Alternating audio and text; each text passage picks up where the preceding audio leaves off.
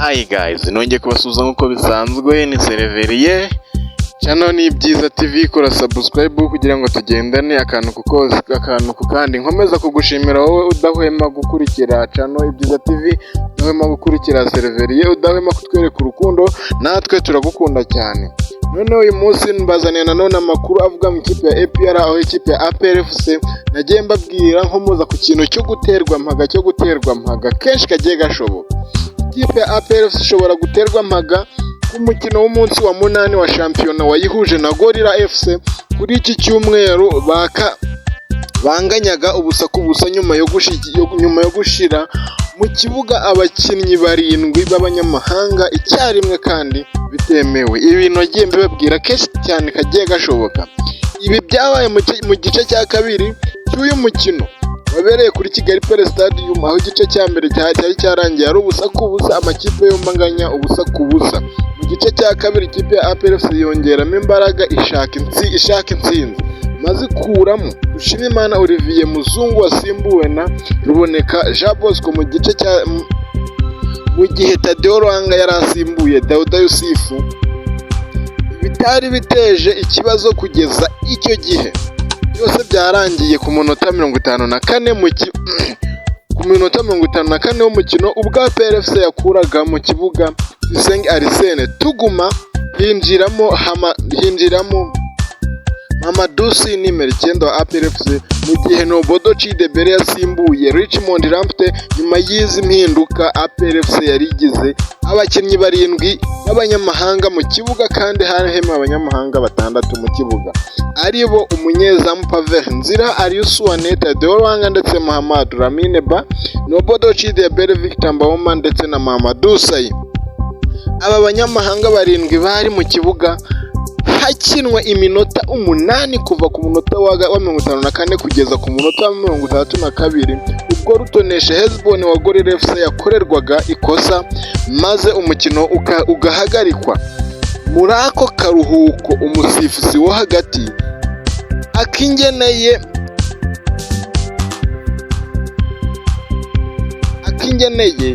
yazaga kuganira n'umusifuzi wa kane Nsabimana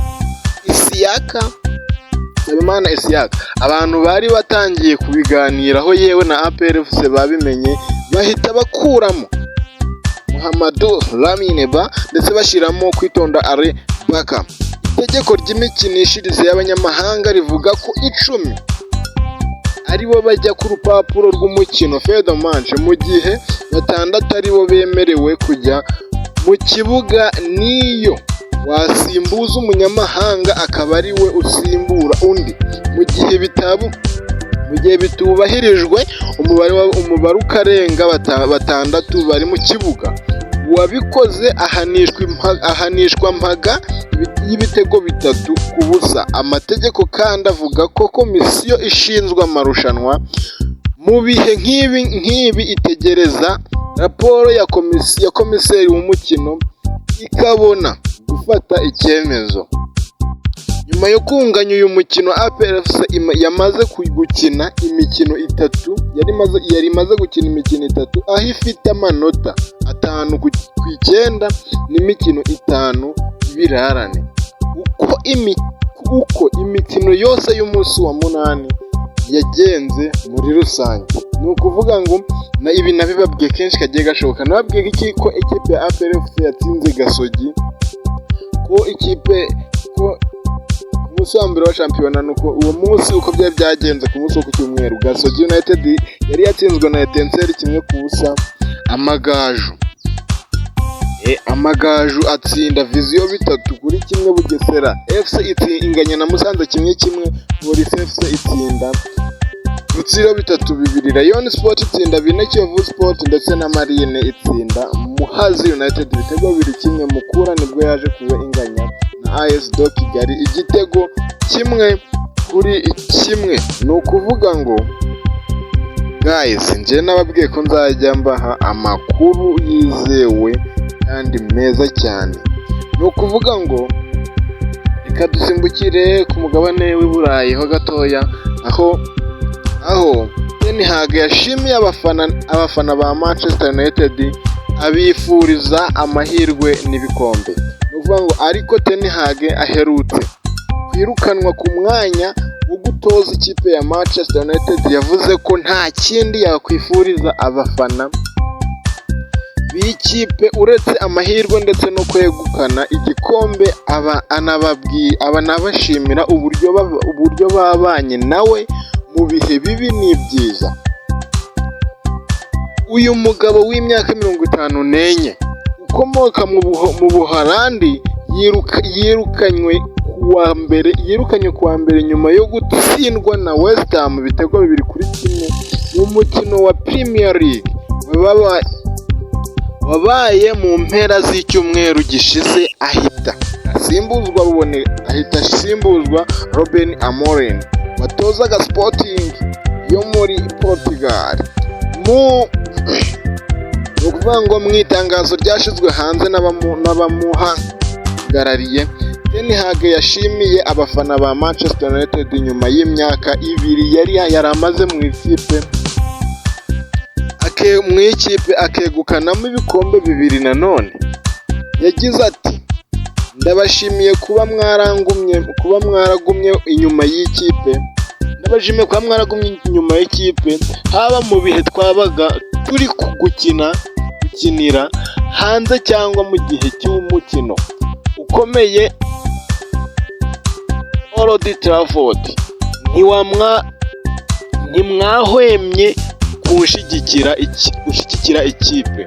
Ibyishimo Old Trafford byakomeje kuba byose kubera mwebwe. Uyu wahoze atoza Ajax y'iwabo mu Buholandi yafashe Man United mu mpeshi ya 2022 ndetse ayifasha gutwara igikombe cy'akababaro ndetse ayifasha gutwara igikombe cya Carabao nyuma y'imyaka 6 yari imaze itazi igikombe uko gisa. Muri uwo mwaka kandi Man United yasoje Premier League iri ku mwanya wa 3. Yirukanwe nyuma yo gutangira nabi uyu mwaka w'imikino wa 2024-2025, akaba asize Manchester United iri ku mwanya wa 14 mu mikino 9. Ten Hag yavuze kandi ko kuba yarafashije iyi kipe gutwara ibikombe 2 ari ikintu azahora yishimira ubuzima bwe bwose, nubwo inzozi ze kwari ukwegukana ibikombe byinshi. Ejo kuwa gatanu, uvuga ngo ejo ndi ku munsi wo kuwa gatanu nibwo Manchester United yemeje ko ku munsi w'ejo ndi kuwa gatanu nibwo Manchester United yemeje ko umunyaportugal Ruben Amorim w'imyaka 39 ari we mutoza musha akaba avuye mu ikipe ya Sporting Manchester United. Manchester United yatangaje ko azaba muri iyi kipe kugeza mu mwaka wa 2027 ndetse ashobora no kongeraho umwaka umwe. Azatangira akazi kuwa tariki 11 Ugushyingo.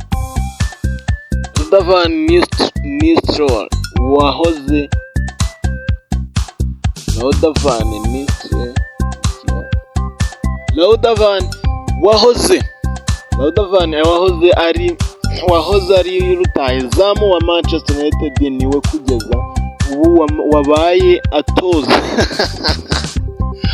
Vani niwe wabaye atoza by'agateganyo iyi kipe nyuma y'uko Ten Hag yirukanwe. Guys, ndabakunda cyane, ndabasabye ngo mukore subscribe kugira ngo tujye tugendana akantu ku kandi. Ayo niyo makuru nari mbazaniye. Niba ukunze amakuru ngo haye, kora subscribe ubundi tukomeze kugendana.